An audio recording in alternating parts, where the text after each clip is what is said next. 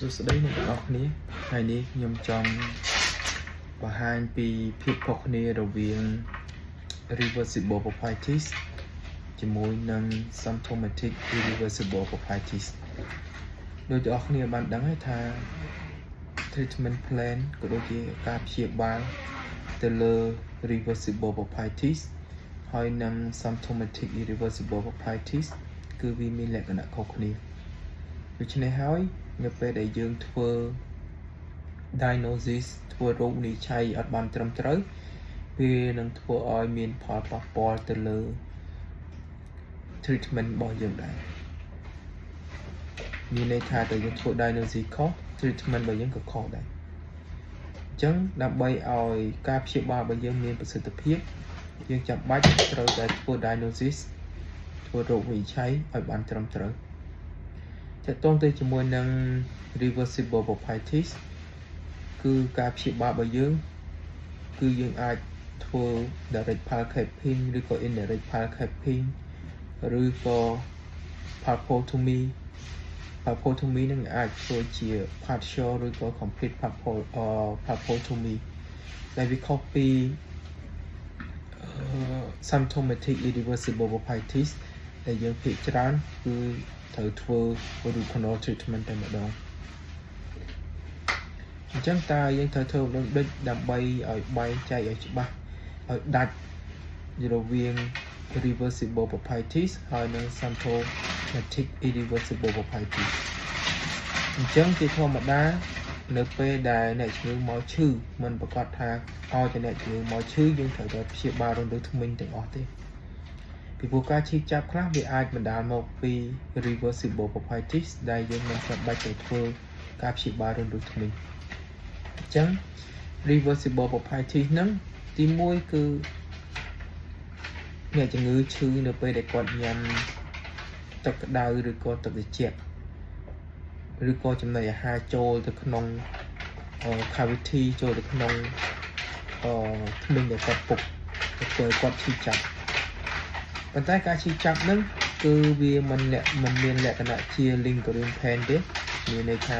បន្ទាប់ពីយើងយកអា stimulus យកអាមូលហេតុដែលធ្វើឲ្យឈឺនឹងចេញ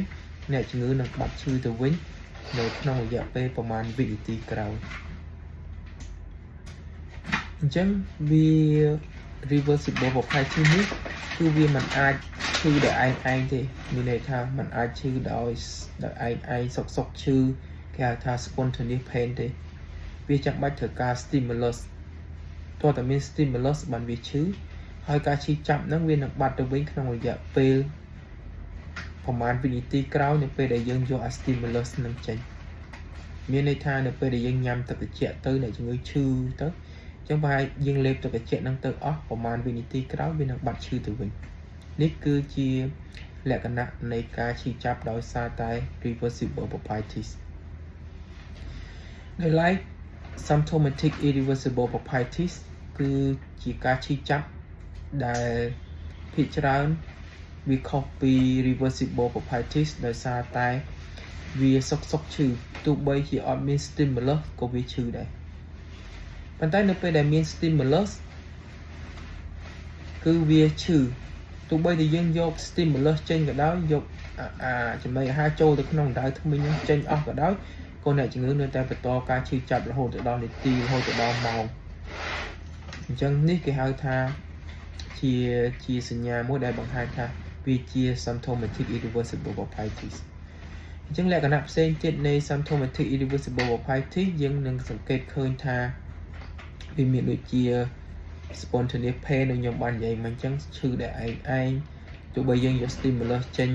ក៏នៅតែឈឺរហូតដល់នាទីរហូតដល់ម៉ោងហើយភាគច្រើនគឺវាឈឺនៅពេលយប់វារំខានទៅដល់ដំណេករបស់យើងគឺជាអ្នកជំងឺ complain ត្អូញត្អែរអំពីការឈឺចាប់នៅពេលយប់ហើយទោះបីជាយើងញ៉ាំថ្នាំបាត់ការឈឺចាប់ក៏ដោយក៏វា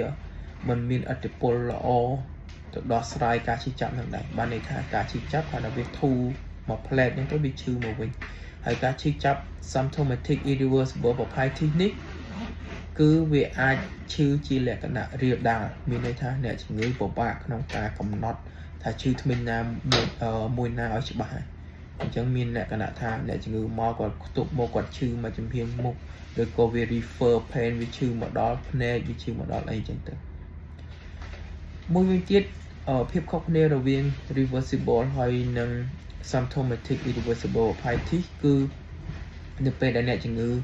thật được nông đầm nạ ca late stage đầm nạ ca trong cái này symptomatic irreversible paitis về khác nhưng ai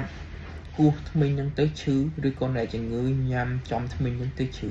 và tại việc tránh cứ dân sự kết khởi viên được về đại việt late stage này symptomatic irreversible paitis một năng viên chiên châu từ đó phá necrosis chứng sẽ không tha lực của nệp cú năng thua rộng với chai ở ban chữ bát có đôi chia differentiate ban chai thiệp khóc này ở chữ bát đầu viên reversible paitis hay năng symptomatic irreversible paitis ở ban chữ bát vì prota về đại dân thua rộng với chai mình ban trầm tới viên là thua ở cáp chữ bát bởi dân có về ở trầm tới đây mình men roll mình để mò này chỉ người chư chẳng ó cứ thời thì cho chữ ba thằng ó thế cho nên